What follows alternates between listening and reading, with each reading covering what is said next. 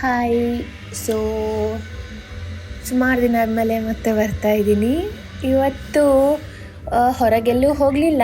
So ಸುಮಾರು ಹೊರಗೆ ಹೋಗಿ ಹೋಗಿ ಸಾಕೈತಲ್ಲ, ಅದಕ್ಕೆ ಸ್ವಲ್ಪ ರೆಸ್ಟ್ ತೊಗೊಳ್ಳೋಣ ಅಂತ ಒಂದು ವಾರಕ್ಕೆ ಮನೇನ ಪ್ರಿಫೇರ್ ಮಾಡ್ತಾಯಿದ್ದೀನಿ. ಯಾಕಂದರೆ ಡೈಲಿ ಅಂದರೆ ಕೆಲಸ ಇರುತ್ತೆ, ಬೇರೆ ವರ್ಕ್ಗಳಿರುತ್ತೆ. ಸೊ ಸುಮಾರು ಕೆಲಸ ಮಾಡೋಕ್ಕಾಗಲ್ಲ. ಈಗ ಏನಾಗೋದು ಗೊತ್ತಾ, ಮೇನ್ಲಿ ಏನು ಗೊತ್ತಾ, ನನಗೆ ಅಡುಗೆ ಮಾಡೋಕ್ಕೆ ಸ್ವಲ್ಪ ಎಲ್ಲ ರೆಡಿ ಇದ್ದರೆ ಮಾಡಿಬಿಡ್ತೀನಿ ಪಟ ಪಟ ಪಟ ಅಂತ. ಇಲ್ಲದಿದ್ದರೆ ಸ್ವಲ್ಪ ಹಿಂದೆ ಮುಂದೆ ಆಗುತ್ತೆ. ಅದಕ್ಕೆ ಇವತ್ತೇನು ಅಂದ್ಕೊಂಡೆ, ಓಕೆ ಫಸ್ಟು ಬಟ್ಟೆ ಎಲ್ಲ ಮಡಚಿಟ್ಬಿಟ್ಟು, ಮತ್ತು ವಾಶ್ ಮಾಡಿರೋ ಬಟ್ಟೆ ಇತ್ತು ಅದನ್ನೆಲ್ಲ ಒಣಗಕ್ಕೆ ಹಾಕೋಣ. ಆಮೇಲೆ ಅಂದರೆ ಒಂದು ವಾರಕ್ಕೆ ಏನೇನು ಅಡುಗೆ ಮಾಡಬೇಕು ಅಂತ ಪ್ಲ್ಯಾನ್ ಮಾಡಿ ಅದಕ್ಕೆ ತರಕಾರಿ ಎಲ್ಲ ಹೆಚ್ಚಿಡೋಣ. ಮತ್ತು ಸ್ನ್ಯಾಕ್ಸ್ ಸ್ವಲ್ಪ ತಂದಿದ್ದೆಲ್ಲ ಇದ್ದಿತ್ತು, ಅದನ್ನು ಎಲ್ಲ ಸ್ವಲ್ಪ ಕರೆಕ್ಟಾಗಿ ಸಾರ್ಟ್ ಔಟ್ ಮಾಡಿ ಇಡೋಣ ಅಂತ ಅಂದ್ಕೊಂಡೆ ನಾನು. ಹೌದು, ಹೇಳ್ತಾರೆ ಆ್ಯಕ್ಚುಲಿ, ಯಾಕಂದರೆ ತರಕಾರಿ ಎಲ್ಲ ಹೆಚ್ಚಿಟ್ಟರೆ ಅದಷ್ಟು ಪೋಷಕಾಂಶ ಎಲ್ಲ ಇರಲ್ಲ, ಹಾಗೆ ಹೀಗೆ ಅಂತ. ಬಟ್ ನನಗನ್ಸೋದೇನೆಂದರೆ, ಈಗ ನಾವು ಅದನ್ನು ಹೆಚ್ಚಿಟ್ಟಾಗ ನಮ್ಗೆ ಅಡುಗೆ ಮಾಡೋಕ್ಕೆ ಈಸಿ ಆಗುತ್ತೆ ಅಂದರೆ ಅದ್ರಲ್ಲಿ ತಪ್ಪಿಲ್ಲ ಅಲ್ವಾ. ಹೌದು, ಒಂದು ಸ್ವಲ್ಪ ಪೋಷಕಾಂಶ ಹೋಗ್ಬೋದು, ಬಟ್ ಮಾಡೋಕ್ಕಾಗದೆ ನಾವು ಹೊರಗಿಂದ ಆರ್ಡ್ರ್ ಮಾಡಿ ತಿನ್ನೋದಕ್ಕಿಂತ ಮನೇಲೇ ರೆಡಿ ಮಾಡ್ಕೊಂಡು ತಿನ್ನೋದ್ರಿಂದ ಒಳ್ಳೆಯದಲ್ವಾ. ಸೊ ಹಾಗಾಗಿ ನಾನು ಇತ್ತೀಚೆಗೆ ಇದನ್ನು ಶುರು ಮಾಡ್ಕೊಂಡಿದ್ದೀನಿ. ತುಂಬ ಯೋಚನೆ ಮಾಡಿದೆ, ಮಾಡಬೇಕಾ ಬೇಡವಾ ಅಂತ. ಆಮೇಲೆ ರಿಯಲೈಸ್ ಆಯಿತು, ಓಕೆ ಹೊರಗೆ ತಿನ್ನೋದಕ್ಕಿಂತ ಇದು ಎಷ್ಟೋ ಬೆಟರು ಅಂತ. ಸೊ ಇದನ್ನು ಇವಾಗ ನಾನು ಟ್ರೈ ಮಾಡ್ತಾಯಿದ್ದೀನಿ. ಹಾಗೆ ನಾನು ಹೇಳ್ದಂಗೆ ಫಸ್ಟ್ ಬಟ್ಟೆ ಕೆಲಸ ಎಲ್ಲ ಮುಗಿಸ್ಕೊಂಡು ಆಮೇಲೆ ನಾನು ಇದು ತರಕಾರಿ ಎಲ್ಲ ಹೆಚ್ಚಿಡ್ತೀನಿ. ಸೊ ಇವತ್ತಿನ ವೀಡಿಯೋದಲ್ಲಿ ಅಷ್ಟೇ ಇರುತ್ತೆ. ಬಟ್ ಅದನ್ನು ಮಾಡ್ತಾ ಜೊತೆಗೆ ಮಾತಾಡೋಣ ಅಂತ ಅಂದ್ಕೊಂಡೆ. ಸುಮಾರು ದಿನ ಆಯಿತು ಮಾತಾಡಿ, ಯಾಕಂದರೆ ಟ್ರಾವೆಲ್ ವೀಡಿಯೋ ಹಾಕ್ತಾಯಿದ್ದೆ, ಬರೀ ನಾನು ಮನೆಯದೆಲ್ಲ ಏನೂ ಹಾಕ್ತಾನೇ ಇರಲಿಲ್ಲ, ಏನೂ ಮಾತಾಡ್ತಾ ಇರಲಿಲ್ಲ ಜಾಸ್ತಿ. ಅದರ ಪ್ಲೇಸ್ ಮಾತಾಡ್ತಿದ್ದೆ, ಆಮೇಲೆ ವೀಡಿಯೋದಲ್ಲಿ ಮ್ಯೂಸಿಕ್ ಹಾಕಿ ಎಂಜಾಯ್ ಮಾಡಿ ಅಂತ ಬಿಟ್ಬಿಡ್ತಿದ್ದೆ ಅಲ್ಲ. ಬಟ್ ಒಳ್ಳೆ ರೆಸ್ಪಾನ್ಸ್ ಬಂದಿದೆ ಸುಮಾರು ದಿನದಿಂದ. ಮೇ ಬಿ ಸ್ಲೋ ಇರ್ಬೋದು, ಬಟ್ ನನಗಂತೂ ಖುಷಿ ಇದೆ ಗ್ರೋತ್ ಆಗ್ತಾ ಇರೋದು ನಮ್ಮ ಚಾನಲ್ಲು. ಹಾಗೆ ಬೇರೆ ಬೇರೆ ಕೆಲಸದಲ್ಲೂ ಸ್ವಲ್ಪ ಬ್ಯುಸಿಯಾಗಿರೋದ್ರಿಂದ ನನಗೂ ಫ್ರೀಕ್ವೆಂಟಾಗಿ ವಿಡಿಯೋ ಮಾಡಿ ಹಾಕೋಕ್ಕೂ ಆಗ್ತಿಲ್ಲ. ಸುಮಾರು ಟ್ರೈ ಮಾಡ್ತಾಯಿದ್ದೀನಿ, ಕಂಟಿನ್ಯೂಸ್ ಇರಬೇಕು, ಕನ್ಸಿಸ್ಟೆನ್ಸಿ ಇರಬೇಕು ಅಂತೆಲ್ಲ. ಬಟ್ ಅದೇ ಹೇಳ್ತಾರಲ್ಲ, ಏನು ಗೊತ್ತಾ, ಒಂದು ಕೆಲಸ ಮಾಡೋಕ್ಕೆ ಹೋದರೆ ನಮ್ಮ ಮೈಂಡು 10 ಕೆಲಸ ಯೋಚನೆ ಮಾಡೋಕ್ಕೆ ಶುರು ಮಾಡಿಬಿಡುತ್ತೆ. ಅದು ಸ್ಟಾಪ್ ಮಾಡ್ತೀನಿ, ಇಲ್ಲ ಆಯಿತಾ, ಎಲ್ಲದನ್ನೂ ಒಟ್ಟಿಗೆ ಶುರು ಮಾಡ್ತೀನಿ. ಅದು ಸರಿನಾ ತಪ್ಪಾ ಅನ್ನೋ ಒಂದು ಗೊಂದಲದಲ್ಲೇ ಇರ್ತೀನಿ ಸುಮಾರು ಟೈಮು. ಬಟ್ ಅದರಲ್ಲೇ ಮಾಡ್ತಾ ಇರ್ತೀನಿ. ಅದರಲ್ಲಿ ಅರ್ಧಕ್ಕರ್ಧ ಕೆಲಸ ಹಳೆಯದೆಲ್ಲ ಬಿಟ್ಟಿರ್ತೀನಿ. ನೋಡಿ ಇವಾಗ ಹಿಂಗೆ ಎಷ್ಟು ದಿನ ಆಯ್ತಲ್ವ ನಾನು ಯೂಟ್ಯೂಬಿಗೆ ಬಂದು ವೀಡಿಯೋ ಮಾಡಿಟ್ಟಿರ್ತೀನಿ ಆಯಿತಾ. ಬಟ್ ಎಡಿಟ್ ಮಾಡಿ ಹಾಕೋಕ್ಕೆ ಟೈಮ್ ಇರೋಲ್ಲ. ಅಂದರೆ ಬೇರೆಯವ್ರಿಗೆ ಎಡಿಟ್ ಮಾಡಿಕೊಡ್ತಾ ಇರ್ತೀನಿ, ಅದರಲ್ಲೇ ಟೈಮೆಲ್ಲ ಕಳೆದಿರ್ತೀನಿ, ನನಗೆ ಎಡಿಟ್ ಮಾಡ್ಕೊಳ್ಳೋಕ್ಕೆ ಟೈಮ್ ಇರೋಲ್ಲ. ಹಾಗಂತ ಬೇರೆಯವ್ರಿಗೆ ಮಾಡದೇ ಇರೋಕ್ಕಾಗತ್ತಾ, ಅದು ಕೆಲಸ ಒಪ್ಕೊಂಡಿದ್ದೀವಿ, ಮಾಡಲೇಬೇಕು. ಹಾಗಾಗಿ ಇದೆಲ್ಲ ಜಂಜಾಟದಲ್ಲಿ ಏನು ಮಾಡೋದು, ಸ್ವಲ್ಪ ಎಲ್ಲದೂ ಡಿಲೇ ಆಗ್ತಾಯಿದೆ. ಸುಮಾರು ಪ್ಲ್ಯಾನ್ ಇದ್ದಾವೆ ಆಯಿತಾ, ಆ ಥರ ವೀಡಿಯೋ ಮಾಡಬೇಕು, ಈ ಥರ ವೀಡಿಯೋ ಮಾಡಬೇಕು, ಈ ಕೆಲಸ ಮಾಡಬೇಕು, ಆ ಕೆಲಸ ಮಾಡಬೇಕು ಅಂತ. ಬಟ್ ಯಾಕೋ ಯಾವುದೋ ಎಲ್ಲ ಸ್ಲೋ ಗ್ರೋತಲ್ಲಿ ಹೋಗ್ತಾಯಿದೆ. ಬಟ್ ಇಟ್ಸ್ ಓಕೆ ಅಲ್ಲ, ಒನ್ ಎಟ್ ಎ ಟೈಮ್ ತೊಗೊಂಡು ಹೋಗೋಣ ಅಂತ ನಾನು ಸ್ವಲ್ಪ ಅಷ್ಟು ಫೋರ್ಸ್ ಮಾಡ್ಕೊಳ್ಳೋದು ನಿಧಾನ ಬರ್ತಾಯಿದ್ದೀನಿ. ಅದಲ್ಲದೆ ಬೆಂಗಳೂರೆಲ್ಲ ಮಳೆ ಚಳಿ, ಚಳಿಲಂತೂ ನನಗೆ ಕೂಡೋಕ್ಕಾಗ್ತಾಯಿಲ್ಲ. ಇಷ್ಟು ಚಳಿ ಇರುತ್ತೆ ಅಂತಲೇ ನನಗೆ ಐಡಿಯಾನೇ ಇರಲಿಲ್ಲ ಆಯಿತಾ. ಯಾಕಂದರೆ ನಾವಿದ್ದು ಮುಂಬೈ, ಮಂಗಳೂರು, ಹುಬ್ಳಿ ಅಂತ. ಹುಬ್ಳಿಲಿ ಸ್ವಲ್ಪ ಚಳಿ ಇತ್ತು, ಬಟ್ ಮುಂಬೈ ಮತ್ತು ಮಂಗಳೂರಲ್ಲಿ ಚಳಿ ಅಂತ ಕಾಣೋದೇ ಸುಮಾರು ವರ್ಷ ಆಗ್ಬಿಟ್ಟಿತ್ತು ನಾನು. ಇವಾಗ ಬೆಂಗಳೂರಿಗೆ ಬಂದು ತಗ್ಲಾಕೊಂಡ್ಬಿಟ್ಟು ಏನು ಚಳಿ. ಬಟ್ ಬೆಂಗಳೂರು ವೆದರ್ ಅದೆಲ್ಲ ಎಷ್ಟು ಚೆನ್ನಾಗಿದೆ ಅಂತಲೂ ಒಂದೊಂದ್ಸತಿ ಅನಿಸುತ್ತೆ. ಆದರೆ ಈ ಬಾಡಿಲಿರೋ ಎಲ್ಲ ನೋವುಗಳು ಒಂದೊಂದು ನಾನಿದ್ದೀನಿ ಅಂತ ಹೊರಗೆ ಬರ್ಬೇಕಾದ್ರೆ ಈ ಚಳಿ ಬೇಡ ಅನಿಸ್ಬಿಡುತ್ತೆ. ಬಟ್ ಬೆಂಗಳೂರು ಖುಷಿ ಇದೆ, ನಮ್ಮ ಬೆಂಗಳೂರು ಎಷ್ಟಾದರೂ ಅಲ್ವಾ. ಏನೇ ಹೇಳಿ, ಬೆಂಗಳೂರು ಸಿಟಿ ಟ್ರಾಫಿಕ್ಕು ಏನೇ ಹೇಳಿ, ಅದೊಂದು ನಮ್ಮ ಬೆಂಗಳೂರು ಅಂದಾಗ ಅದೊಂದು ಖುಷಿನೇ ಬೇರೆ. ಹಾಗೆ ಮತ್ತು ನೀವೆಲ್ಲ ಹೇಗಿದ್ದೀರಾ? ಸುಮಾರು ದಿನ ಆಯ್ತಲ್ಲ ನಾನು ನಿಮ್ಮನ್ನೆಲ್ಲ ವಿಚಾರಿಸಿ ಹೇಗಿದೆ ಅಂತ ಕಮೆಂಟ್ ಮಾಡಿ ಹೇಳಿ. ಹೇಗಿದ್ದೀರಾ, ನಿಮ್ಮ ಲೈಫಲ್ಲಿ ಏನೇನು ಆಗ್ತಾಯಿದೆ, ನಿಮ್ಮೂರಲ್ಲಿ ಚಳಿ ಹೇಗಿದೆ ಅಂತ. ಆಮೇಲೆ ಇನ್ನೇನು ಮಾತಾಡೋಣ ನೋಡಿ. ಮಾತಾಡದೆ ಏನು ಮಾತಾಡಬೇಕು ಅಂತಲೇ ಗೊತ್ತಾಗ್ತಿಲ್ಲ ನನಗೆ. ನಾನು ಇತ್ತೀಚೆಗೆ ಸುಮಾರು ಗಿಡ ಎಲ್ಲ ತಂದೆ ಗೊತ್ತಾ. ನನಗೆ ಅದು ವೀಡಿಯೋ ಮಾಡೋಕ್ಕಾಗಲಿಲ್ಲ. ಬೆಂಗಳೂರಲ್ಲಿ ದೊಡ್ಡ ಆಲದ ಮರ ಇದೆಯಲ್ಲ, ಆ ರೋಡಲ್ಲಿ ತುಂಬ ನರ್ಸರಿ ಇದೆ. ನೀವು ಬೆಂಗಳೂರಲ್ಲಿದ್ದರೆ ನೀವೇನಾದ್ರು ಪ್ಲ್ಯಾಂಟ್ ಲವರ್ಸ್ ಆಗಿದ್ರೆ ನಾನು ನಿಮಗೆ ಆ ಜಾಗನ ರೆಕಮೆಂಡ್ ಮಾಡ್ತೀನಿ. ಅಂದರೆ ಪರ್ಟಿಕ್ಯುಲರ್ ನರ್ಸರಿ ಅಂತಲ್ಲ, ಅಲ್ಲಿ ತುಂಬ ನಿಮಗೆ on the way full nursery ಸಿಗುತ್ತೆ ಆಯಿತಾ. ರೇಟು ಅಷ್ಟೇ ತುಂಬ ರೀಸನೇಬಲ್. ಏನಾಯ್ತು ಗೊತ್ತಾ, ನಮ್ಮ ಮನೆ ಹತ್ರ ಒಂದು ನರ್ಸರಿ ಇತ್ತು, ಅಲ್ಲಿ ಹೋಗೊಂಡು ಸಣ್ಣ ರಬ್ಬರ್ ಪ್ಲ್ಯಾಂಟ್ ತೊಗೊಂಬಂದೆ. ಅದಕ್ಕೆ 250-300 ಏನೋ ಹೇಳಿದ್ರು ಆಯಿತಾ. ಬಟ್ ನಂಗೆ ಆ ಗಿಡ ಇಷ್ಟ ಆಯಿತು, ನಾನು ಅಲ್ಲಿನ ದೊಡ್ಡಾಲದ ಮರದ ಹತ್ರ ಹೋಗ್ತೀನೋ ಇಲ್ವೋ ಅಂತ ಅದನ್ನು ತೊಗೊಂಬಂದ್ಬಿಟ್ಟೆ. ಬಟ್ ಅದಾಗ 1 ವಾರಕ್ಕೆ ನಾನು ದೊಡ್ಡಾಲದ ಮರದ ನರ್ಸರಿ ಹತ್ರ ಹೋಗಿದ್ದೀನಿ. ಅಲ್ಲಿ ಇದಕ್ಕಿಂತ ಎತ್ತರಕ್ಕಿದೆ ಗಿಡ, ಅದಕ್ಕೆ 100 ರೂಪೀಸ್ ಹೇಳ್ತಾರೆ. ಮತ್ತು ಎಷ್ಟು ಚೆನ್ನಾಗಿರೋದು ಗೊತ್ತಾ, ತುಂಬ ಕಲೆಕ್ಷನ್ ಇದೆ, ತುಂಬ ಟೈಪ್ ಇದೆ. ಅಂದರೆ ಅವ್ರು ಹೋಲ್ಸೇಲ್ ರೇಟಲ್ಲಿ ಕೊಟ್ಬಿಡ್ತಾರೆ. ಸೊ ನೀವೇನಾದ್ರು ಬೆಂಗಳೂರಲ್ಲಿದ್ದು ನೀವೇನಾದ್ರು ಪ್ಲ್ಯಾಂಟ್ ಲವರ್ಸ್ ಆಗಿರೋ ನಾನು ಡೆಫಿನೆಟ್ಲಿ ಹೇಳ್ತೀನಿ, ದೊಡ್ಡಾಲದ ಮರ ಇದೆಯಲ್ಲ ಆ ರೋಡಿಗೊಮ್ಮೆ ಹೋಗಿ, ಅಲ್ಲಿ ಸುಮಾರು ನರ್ಸರಿ ಇದೆ. ನಿಮ್ಗೆ ಯಾವ ನರ್ಸರಿ ಬೇಕು ಆ ನರ್ಸರಿಗೆ ನೀವು ಹೋಗ್ಬೋದು. ಅಲ್ಲಿ ನಿಮ್ಗೆ ಬೇಕಾಗಿರೋ ಗಿಡ ತೊಗೊಂಬರ್ಬೋದು. ಒಂದೊಂದು ಸತಿ ಅನಿಸುತ್ತೆ ನಮ್ಮ ಹತ್ರ ದುಡ್ಡು ಖಾಲಿ ಆಗ್ತಿದ್ದೀನಿ ಅಂತ. ಅದೇ ನೀವು ನರ್ಸರಿಗೆ ಹೋಗಿ ನಿಮ್ಮ ಹತ್ರ ದುಡ್ಡು ಇಲ್ದಿದ್ರು ಎಲ್ಲ ಗಿಡ ಅಂದರೆ ಇರೋ ಬ್ಯಾಂಕಲ್ಲಿರೋ ಅಮೌಂಟನ್ನೆಲ್ಲ ಖಾಲಿ ಮಾಡ್ಕೊಂಡ್ಬರೋ ಗಿಡ ತೊಗೊಂಬರೋಕೆ ರೆಡಿ ಇರ್ತೀನಿ. ಅಂದರೆ ಹೌದಲ್ಲ, ಪ್ಲ್ಯಾಂಟ್ ಲವರ್ಸ್ ಅಂದರೆ ಹಾಗೆ ಅಲ್ಲ, ಜಾಗ ಇರಲ್ಲ ಒಮ್ಮೊಮ್ಮೆ. ಆದರೆ ಮತ್ತೆ ಇರೋ ಐಟಮ್ನೆಲ್ಲ ತೆಗೆದು ಜಾಗ ಮಾಡ್ತಿರ್ಬೇಕಿರೋ ಪ್ಲ್ಯಾಂಟ್ಸ್ ಇಡೋಕ್ಕೆ. ಆದರೆ ನೋಡಿ, ಪ್ಲ್ಯಾಂಟ್ಸ್ ಇಟ್ಟಾಗ ಅದೇನೋ ಒಂಥರ ಖುಷಿ, ಮನೇಲ ವೈಬ್ ಬರುತ್ತಲ್ಲ, ಒಂಥರ ಪೀಸ್ ಆಗಿರುತ್ತೆ, ಕಾಮ್ ಆಗಿರುತ್ತೆ. ಮತ್ತೊಂದೇನೋ ಒಂಥರ ಲೈವ್ಲಿನೆಸ್ ಇರುತ್ತೆ ಅಲ್ಲಲ್ಲಿ ಗ್ರೀನ್ ನೋಡೋಕ್ಕೂ. ಬಟ್ ಏನಂದರೆ ಹೆಂಗೆ ಗೊತ್ತಾ, ಒಂದು 15 ಡೇಸ್ ಒಮ್ಮೆ ಅಥವಾ 10 ಡೇಸ್ ಒಮ್ಮೆ ಹೊರಗೆಲ್ಲ ಇಡಬೇಕು, ಬಿಸಿಲಿಗೆಲ್ಲ ಇಡಬೇಕು, ಅದೆಲ್ಲ ಒಂದು ಸ್ವಲ್ಪ ಕೆಲಸ ಇರುತ್ತೆ. ಬಟ್ ಸ್ಟಿಲ್ ವರ್ಕ್ ಆಗತ್ತದೆ, ಚೆನ್ನಾಗಿದೆ ಒಂಥರ ಇದು ಪ್ಲ್ಯಾಂಟ್ಸ್ ಎಲ್ಲ ನೋಡೋಕ್ಕೆ. ಈ ಬೆಂಗಳೂರಲ್ಲಿರೋದ್ರಿಂದ ಇನ್ನೊಂದು ಅಡ್ವಾಂಟೇಜ್ ಏನು ಗೊತ್ತಾ, ನೀವು ಹೊರಗೆ ಹೋಗಬೇಕಾಗಿಲ್ಲ. ಅದು ಅಡ್ವಾಂಟೇಜ್ ಅಂತ ಒಮ್ಮೆ ನನಗೆ ಡೌಟ್ ಬರುತ್ತೆ ಆಯಿತಾ. ಅಂದರೆ ಹೊರಗೆ ಹೋಗಲ್ಲ ನಾನಂತೂ, ಸಾಮಾನೆಲ್ಲ ತರೋಕ್ಕೆ ಇವಾಗ ಗೊತ್ತಿತ್ತಾ, ಮನೇಲಿ ಕುತ್ಕೊಂಡು ಬ್ಲಿಂಕಿಟ್ ಮಾಡಿದರೆ ಆಯಿತು, ಎಲ್ಲ ಬಂದ್ಬಿಡುತ್ತೆ. ಇವತ್ತು ಹಾಗೆ ಆಯಿತು, ಹೊರಗೆ ಹೋಗಿ ತರೋಕ್ಕೆ ಚಳಿ ಆಯಿತಾ. ಓಕೆ, ಇನ್ನೇನು ಮಾಡೋದು, ಆರ್ಡ್ರ್ ಮಾಡಿಬಿಡೋಣ. 1 ವಾರಕ್ಕೆ ಏನೇನು ತರಕಾರಿ ಬೇಕು ಎಲ್ಲ ಆರ್ಡ್ರ್ ಮಾಡಿಬಿಟ್ರೆ ಬ್ಲಿಂಕಿಟಲ್ಲಿ ತಂದು ಕೊಡ್ತಾರೆ ಅಲ್ವಾ. ನನಗೆ ಚಿಕ್ಕು ಅಂದರೆ ತುಂಬ ಇಷ್ಟ. ಬಟ್ ಸುಮಾರು ಟೈಮ್ ಆಗಿತ್ತು ನಾನು ಚಿಕ್ಕು ತಿನ್ನೋದು. ಯಾಕೆ ತಿನ್ನೋದು ಬಿಟ್ಬಿಟ್ಟೆ ಅಂತಲೇ ಗೊತ್ತಿರಲಿಲ್ಲ. ಬಟ್ ಮಿಲ್ಕ್ ಶೇಕ್ ಯಾವಾಗಲೂ ನಾನು ಚಿಕ್ಕು ತೊಗೊತಿದ್ದೆ ಹೋಗ್ಲಿಕ್ಕೆ ಹೋದರೆ. ಬಟ್ ಇತ್ತೀಚೆಗೆ ಬ್ಲಿಂಕಿಟಲ್ಲಿ ನಾನು ಮತ್ತೆ ಅದನ್ನು ತರ್ಸೋಕ್ಕೆ ಶುರು ಮಾಡಿಬಿಟ್ಟಿದ್ದೀನಿ. ಯಾವಾಗ ನೋಡಿದ್ರೆ ತರಿಸ್ತಾ ಇರ್ತೀನಿ ಚಿಕ್ಕು. ಕೆಲವೊಂದೆಲ್ಲ ಸ್ವಲ್ಪ ರೇಟ್ ಜಾಸ್ತಿ ಅನಿಸಿದ್ರೂ ಆ ಹಣ್ಣು ನೋಡಿದಾಗ ತಿಂದ್ಬಿಡೋಣ ಅನಿಸುತ್ತೆ. ಮತ್ತು ಇನ್ನೊಂದೇನು ಗೊತ್ತಾ, ನನಗೆ ಅನಿಸೋದು, ನಾವೇನಾದರೂ ಇದಕ್ಕೆ ಹೋಗ್ತೀವಲ್ಲ ತರಕಾರಿ ಎಲ್ಲ ತರೋಕ್ಕೆ, ಬರೀ ತರಕಾರಿ ತೊಗೊಳ್ಳಿ, ಜಾಸ್ತಿ ರೇಟ್ ಆಗಿರಲ್ಲ. 2 ಫ್ರೂಟ್ಸ್ ಆ್ಯಡ್ ಮಾಡಿಬಿಡಿ ನೀವು, ಏನು ರೇಟ್ ಆಗಿರುತ್ತಲ್ಲ, 500 ರೂಪಾಯಿ ಕಮ್ಮಿನೇ ಬರಲ್ಲಪ್ಪ ಬಿಲ್ಲು. ಅದು ಯಾಕೇನು ಹಣ್ಣಿಗೆಲ್ಲ ಯಾಕೆ ಇಷ್ಟು ರೇಟ್ ಜಾಸ್ತಿ ಆಗಿದೆಯೇನೋ. ಒಂಥರ ಒಳ್ಳೆಯದು ಬೆಳೆದವ್ರಿಗೆ ಸಿಕ್ಕಿದ್ರೆ, ಬಟ್ ಬೆಳೆದವ್ರಿಗೆ ಸಿಗುತ್ತಾ ಅನ್ನೋದು ಒಂದೊಂದು ಸತಿ ಡೌಟ್ ಆಗುತ್ತೆ. ಮಧ್ಯದಲ್ಲಿ ಯಾರ್ಯಾರು ಇರ್ತಾರೆ ಅವರಿಗೆ ಎಲ್ಲ ಹೋಗಿಬಿಡುತ್ತೆ. ಬಟ್ ನನಗೊಂದು ಆಸೆ ಇದೆ, ನಾನೊಂದೆಲ್ಲರೂ ಒಂದು ಜಾಗ ತೊಗೊಂಡು ಅಲ್ಲೊಂದು ಮನೆ ಕಟ್ಕೊಂಡು ಸುತ್ತ ಹಣ್ಣಿನ ಮರ ಹಾಕ್ಕೊಂಡು ಬದುಕಬೇಕು ಅಂತ. ಅದು ಯಾವಾಗ ಆಗೋದು ಗೊತ್ತಿಲ್ಲ.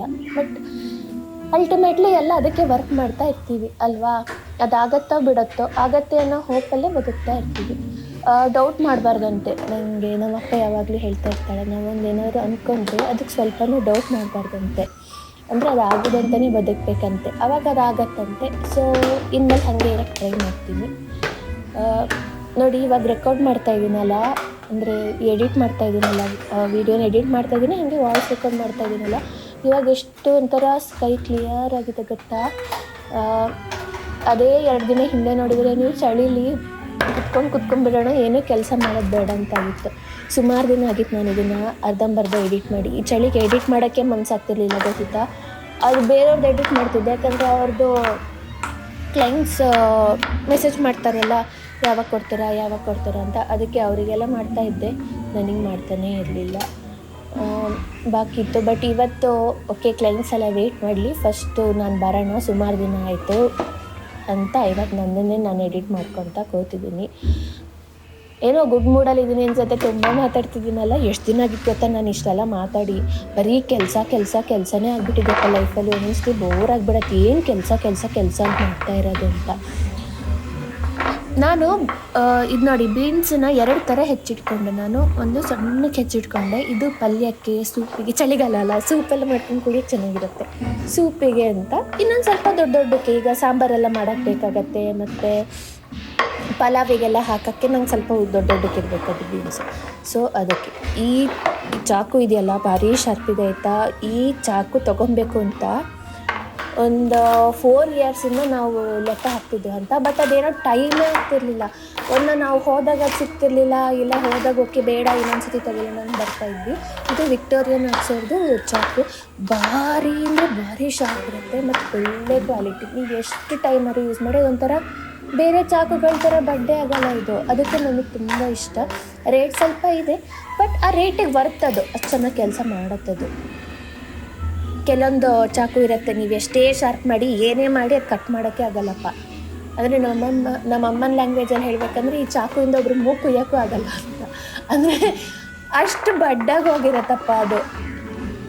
ಬಟ್ ಈ ಚಾಕು ಹಂಗಲ್ಲ, ಭಾರಿ ಶಾರ್ಪ್ ಇದೆ ನೋಡಿ. ಆ ಚಿಪ್ಸ್ ನೋಡಿದ್ರೆ ನಂಗೆ ತಿನ್ನೋಣ ಅನ್ನಿಸ್ತಿದೆ. ಆದರೆ ನೋಡಿ 1 ವಾರ ಆಯಿತು ಎಲ್ಲ ಖಾಲಿಯಾಗಿ ಹೋಗ್ಬಿಟ್ಟಿದೆ. ಇರೋದೇ ಇಲ್ಲಪ್ಪ, ಏನು ತಂದರೂ ಬೇಗ ಖಾಲಿ ಆಗುತ್ತೆ. ಅಷ್ಟೊಂದು ಕಿತ್ತೀವ ಅಂತಲೂ ಒಮ್ಮೊಮ್ಮೆ ಡೌಟ್ ಬರುತ್ತೆ. ಇದು ಸ್ವಲ್ಪ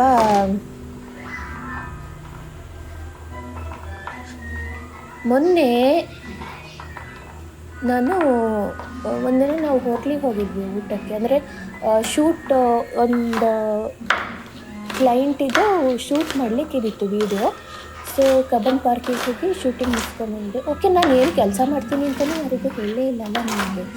ನಾನು ಫ್ರೀಲಾನ್ಸರ್ ಆಗಿ ವರ್ಕ್ ಮಾಡ್ತಾಯಿದ್ದೀನಿ. ನಾನು ವಿಡಿಯೋ ಎಡಿಟಿಂಗ್ ಮಾಡ್ತೀನಿ, ಥಂಬ್ನೇಲ್ ಡಿಸೈನರು, ಆಮೇಲೆ ಈ ಸೋಷಿಯಲ್ ಮೀಡಿಯಾ ಪೋಸ್ಟೆಲ್ಲ ನಾನು ಎಡಿಟ್ ಮಾಡಿ ಕೊಡ್ತೀನಿ ಕ್ಲೈಂಟ್ಸಿಗೆ. ಇತ್ತೀಚೆಗೆ ಬೆಂಗಳೂರಲ್ಲಿ ಕ್ಲೈಂಟ್ಸ್ ಇದ್ದರೆ ಅವ್ರಿಗೆ ವೀಡಿಯೋ ಶೂಟ್ ಸಹ ಮಾಡ್ಕೊಡ್ತೀನಿ ನಾನು. ಸೊ ಮೊನ್ನೆ ಒಂದು ಕ್ಲೈಂಟಿಗೆ ಹಾಗೆ ವೀಡಿಯೋ ಶೂಟಿಗೆ ಹೋಗಿದ್ವಿ ಕಬ್ಬನ್ ಪಾರ್ಕಿಗೆ. ಅವರು ಯೋಗ ಕೋಚು, ಅವ್ರಿಗೆ ನಾವು ಸ್ವಲ್ಪ ಶೂಟ್ ಮಾಡೋಣ ಅಂತ ಹೋಗಿದ್ವಿ ಆಯಿತಾ. ಅಲ್ಲಿಂದ ಮುಗಿಸ್ಕೊಂಡು ಬರ್ತಾ ಹಸಿವಾಗ್ತಿತ್ತು, ಲೇಟಾಗಿತ್ತು ಅಂತ ಹೊರಗೆ ಊಟಕ್ಕೆ ಹೋಗಿದ್ವಿ. ಚಳಿ ಇತ್ತಲ್ಲ, ಸುಮಾರು ದಿನ ಆಗಿತ್ತು ಅಂತ ಲೆಮನ್ ಕೋರಿಯಂಡರ್ ಸೂಪ್ ಕುಡಿದೆ ಆಯಿತಾ. ಭಾರಿ ಚೆನ್ನಾಗಿತ್ತು. ನಾನು ಮಶ್ರೂಮ್ ಕ್ರೀಮಿ ಸೂಪು ಮಾಡ್ತಿದ್ದೆ, ಯಾಕಂದರೆ ಮೊನ್ನೆನೂ ಮಾಡಿದ್ದೆ ನಾನು, ಚೆನ್ನಾಗಾಗಿತ್ತು. ಆದರೆ ಇದನ್ನು ಯಾವತ್ತೂ ಟ್ರೈ ಮಾಡಿರಲಿಲ್ಲ. ಇದನ್ನು ಟ್ರೈ ಮಾಡಿದೆ ನಾನು. ಟೇಸ್ಟು ಓಕೆ ಒಂದು ಸ್ವಲ್ಪ ನಿಂಬೆ ಹುಳಿ ಜಾಸ್ತಿ ಆಯಿತು, ಹುಳಿ ಆಯಿತು. ಬಟ್ ಅದೇನೋ ಕನ್ಸಿಸ್ಟೆನ್ಸಿ ಆ ಥರ ಬರಲಿಲ್ಲ, ಕಲ್ಲರು ಆ ಥರ ಬರಲಿಲ್ಲ.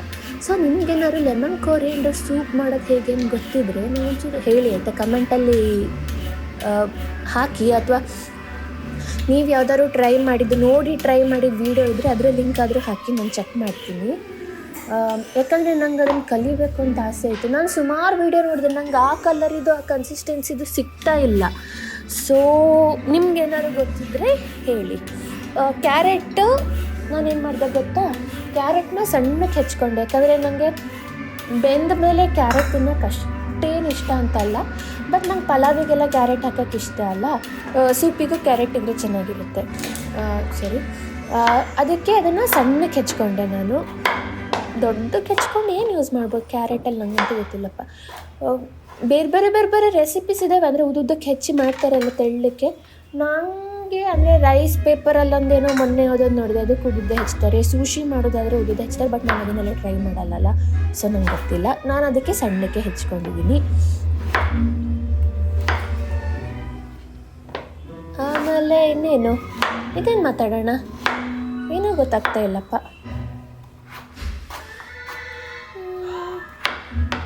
ಅಂದರೆ ಏನು ಗೊತ್ತಾ, ನಾನು ಬರ್ಕೊಳ್ಳಲ್ಲ ಏನು ಮಾತಾಡಬೇಕು ಅಂತ. ಮೇ ಬಿ ಪಾಯಿಂಟಲ್ಲಿ ನಾನು ಬರ್ತಿಟ್ಕೊಬೇಕು ಅಂತ. ಅವಾಗ ಈ ಥರ ಅಂತ ಯೋಚನೆ ಮಾಡೋದು ತಪ್ಪತ್ತೇನೋ ಅಲ್ವಾ.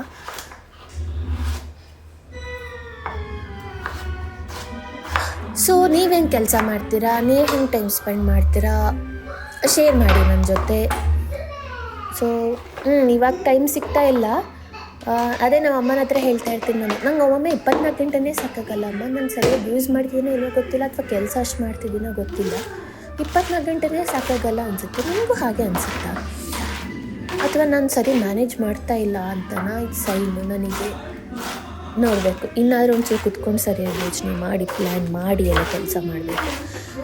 ಅದೇನಾದ್ರು ಗೊತ್ತಾ, ಕೆಲಸ ಅಂತ ಒಪ್ಕೊಂಡ್ಬಿಡ್ತೀನಲ್ಲ, ಕೆಲವೊಂದು ಸತಿ ಲಿಮಿಟೇ ಹಾಕ್ಕೊಳ್ಳಲ್ಲ ಆಯಿತಾ. ನಾನು ಒಟ್ಟು ಕೆಲಸ ಮಾಡ್ತಾಯಿರ್ತೀನಿ, ಅದೇನಕ್ಕೆ ಹಂಗೆ ಮಾಡ್ತೀನೋ ಗೊತ್ತಿಲ್ಲ. ಆಮೇಲೆ ಬೋರ್ ಬರುತ್ತೆ, 2 ದಿನ ಕೆಲಸನೇ ಮಾಡಲ್ಲ. ಆಮೇಲೆ ಅಯ್ಯೋ ಕೆಲಸ ಮಾಡಿಲ್ಲಲ್ಲ ಅಂತ ಗಿಲ್ಟ್ ಆಗುತ್ತೆ. ಆಮೇಲೆ ಮತ್ತೆ ಮಾಡ್ತೀನಿ. ಇದೊಂಥರ ಲೂಪಲ್ಲಿ ಸಿಕ್ಕಾಕೊಂಡ್ಬಿಟ್ಟಿದ್ದೀನಪ್ಪ, ಇದರಿಂದ ಹೊರಗೆ ಬರಬೇಕು ಅನ್ಸುತ್ತೆ ಒಮ್ಮೆ. ಅದೇ ಹೇಳಿದ್ನಲ್ಲ, ಬಟ್ ಹೆಂಗೆ ಬರೋದು ಏನು ಮಾಡೋದು ಒಂದು ಗೊತ್ತಾಗಲ್ಲ. ಒಮ್ಮೆ ಎಲ್ಲ ಕನ್ಫ್ಯೂಷನ್ ಅಪ್ಪ.